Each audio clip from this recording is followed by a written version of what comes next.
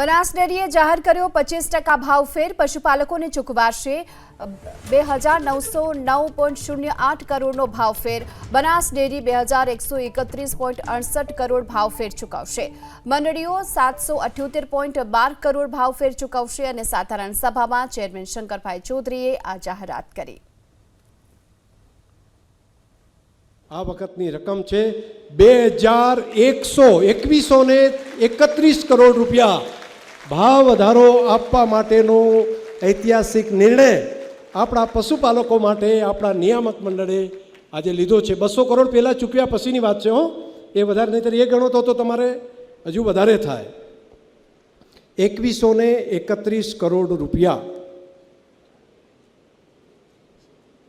દૂધ મંડળીનો જે ભાવ વધારો હશે, જે મેં વાત કરી હતી 778 કરોડ રૂપિયા એ પણ જમા થશે।